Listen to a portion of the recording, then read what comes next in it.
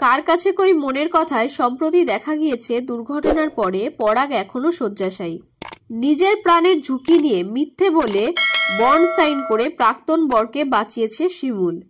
কিন্তু তারপর এবার কে টানবে মধুবালা দেবীর সংসার? আইনত তারা আর স্বামী স্ত্রী নন, তবুও প্রাক্তন স্বামীর বিপদে তার পাশেই দাঁড়িয়েছে শিমুল। যদিও শিমুলের এই কাণ্ড দেখে কিছুটা চটেছে নেটপাড়া, তবে তাতে কি? এবার পরাগের জন্য শিবরাত্রির ব্রতও পালন করতে দেখা যাবে শিমুলকে। শিবরাত্রিতে লাল পাড় সাদা শাড়ি পরে শিবের মাথায় জল ঢালতে দেখা যাবে শিমুলকে।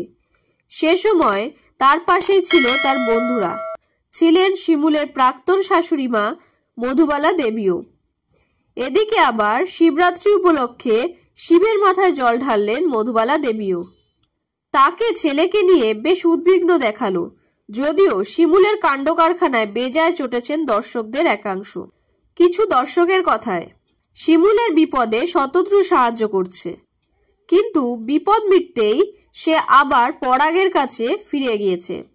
তাদের কথায় শিমুল ঢং করছে, তাই অনেকেই আবার বিষয়টা ঠিক মানতে পারছেন না।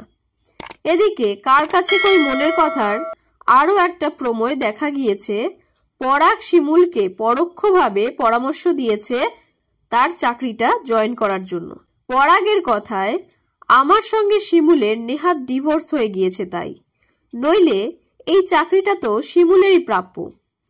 যদিও তাতে কিছুটা রেগেই যায় শিমুল। তখন পরাগ বলে, আমি শুধু পরামর্শ দিচ্ছি মাত্র।